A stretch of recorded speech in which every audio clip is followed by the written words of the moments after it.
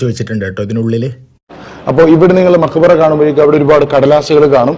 ഇത് ഇവിടുത്തെ ജൂതമതക്കാരുടെ ചില വിശ്വാസങ്ങളാണ് കേട്ടോ. അപ്പുറത്തൊക്കെ ജൂതമതക്കാരാണുള്ളത്. അപ്പോൾ ഇവിടുത്തെ അവരെന്ന് പറഞ്ഞാൽ ഈ കടലാസിൽ അവരുടെ ആഗ്രഹങ്ങൾ എഴുതിയിട്ട് വിടും. അപ്പോൾ അത് നിറവേറുന്നതാണ്. എല്ലാ ദിവസവും രാത്രി അത് കൊണ്ടുവന്ന വേസ്റ്റിലേക്ക് ഇടും, പിറ്റേന്ന് രാവിലെ അങ്ങനെ ആളുകൾ ഇടും. ഏതായാലും ഇബ്രാഹിം നബി അലൈഹി സ്വലാം നമുക്കറിയാം നബി സല്ലല്ലാഹു അലൈഹി വസല്ലം തങ്ങളുടെ 80ാമത്തെ ഉപ്പുപ്പയാണ്. നോഹ് നബിയുടെ 10ാമത്തെ പേരുമകനാണ് ഇബ്രാഹിം നബി.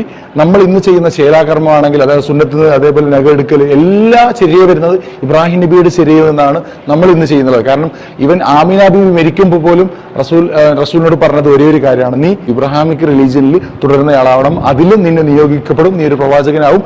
അതായത് ഇബ്രാഹിമിയ മതത്തിലായിരുന്നു ആമിന ബീവി വിശ്വസിച്ചിരുന്നത്. ആമിന ബീവി അന്ന് മക്ക മുശ്രിക്കുകൾ കഴിഞ്ഞാൽ ഒരു ചെറിയ അങ്കുലിപരിമിതമായ ആളുകളിൽ അന്നത്തെ ഇബ്രാഹിമിക്ക് ചെറിയ പിന്തുടരുന്ന ആളുകൾ ഉണ്ടായിരുന്നു. അപ്പൊ ആമിന ബീവി അതിൽപ്പെട്ട ആളായിരുന്നു.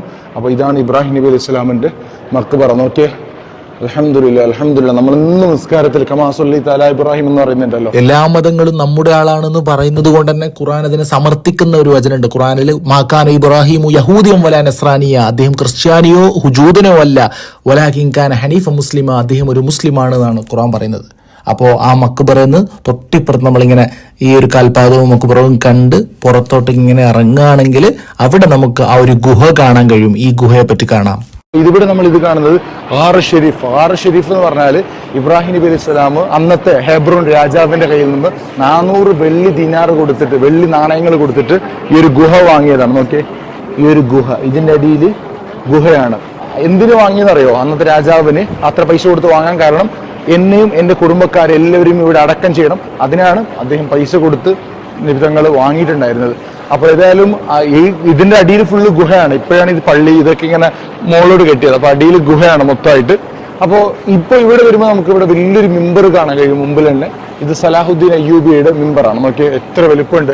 അപ്പൊ ഈ മിമ്പറിന്റെ പ്രത്യേകത, ഇത് ഇന്ത്യയിൽ നിന്ന് കൊണ്ടുവന്ന തേക്ക് മരം കൊണ്ട് നിർമ്മിച്ച, ഈജിപ്തിലേക്ക് തേക്ക് മരം കൊണ്ടുപോയിട്ട് ഈജിപ്തിൽ നിർമ്മിച്ച് ഇവിടേക്ക് കൊണ്ടുവന്നതാണ്. അദ്ദേഹം കുരിശ് യുദ്ധത്തിൽ നമുക്കറിയാം ഖുദ്സിന്റെ വിമോചകനായിരുന്നു. അപ്പോൾ ആ കുരിശ് യുദ്ധത്തിൽ ജയിച്ച് ഖുദ്സ് കീഴടക്കുമ്പോൾ ആ ബൈത്തുൽ മുഖദ്ദസിന് അദ്ദേഹം ജയിക്കുകയാണെങ്കിൽ നേർച്ച വെച്ചതായിരുന്നു 3 സ്ഥലത്തേക്ക് മിമ്പർ ഉണ്ടാക്കാം. ഒന്ന് ഈ ഹറമുൽ ഇബ്രാഹിം നബിയുടെ ഹറമിലേക്കും, മറ്റൊന്ന് ബൈത്തുൽ മുഖദ്ദസിലേക്കും, മറ്റൊന്ന് ഡമസ്കസ് സിറിയയില് അമവികൾ ഭരിക്കുന്ന രാജ്യം. ഇതിന്റെ കല്ലുകൾ പറയുമ്പോൾ ഈ കല്ലുകളൊക്കെ സ്പെയിനിൽ നിന്ന് കൊണ്ടുവന്ന കല്ലുകളാണ്. സ്പെയിൻ എന്ന് പറയുമ്പോൾ ഇസ്ലാമിക്ക് നമുക്കറിയാലോ, അന്നത്തെ അന്തലൂസിയ എന്ന് പറയുന്ന രാജ്യമാണല്ലോ. സ്പെയിൻ എന്ന് പറഞ്ഞാൽ ഇസ്ലാമിക്ക് ഒരു ശോഭന ചിത്രമുണ്ടായ ഒരു ജ്വലിക്കുന്ന ഓർമ്മകളൊക്കെ സമ്മാനിച്ച രാജ്യമാണ് സ്പെയിൻ.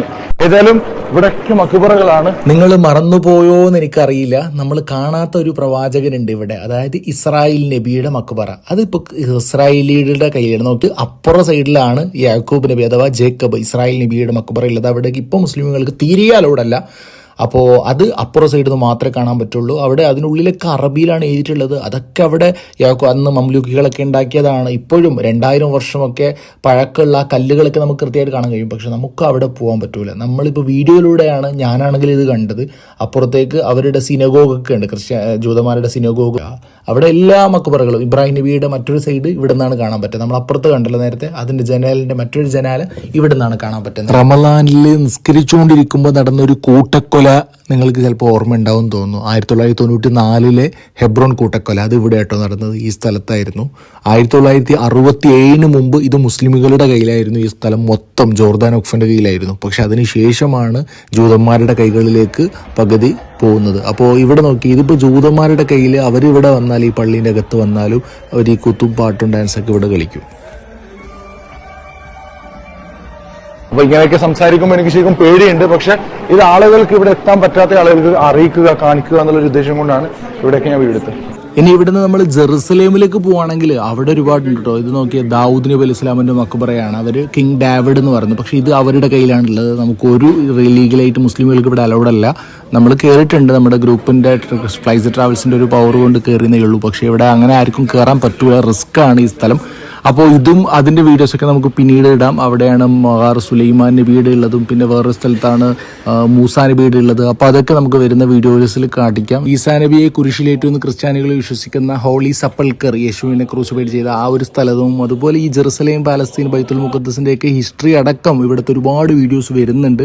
ഒരുപാട് കഷ്ടപ്പെട്ടെടുക്കുന്ന വീഡിയോ ആണ്. അതുകൊണ്ട് തന്നെ നിങ്ങൾ മാക്സിമം എല്ലാ സുഹൃത്തുക്കളെയും ഷെയർ ചെയ്യുക, അതുപോലെ ലൈക്ക് ചെയ്യുക. ആദ്യമായിട്ട് കാണുന്ന ആളുകളാണെങ്കിൽ സബ്സ്ക്രൈബ് ചെയ്യുക. ഇൻഷാ അല്ലാഹ് അപ്പോൾ അടുത്ത വീഡിയോയിൽ കാണാം. അസ്സലാമു അലൈക്കും.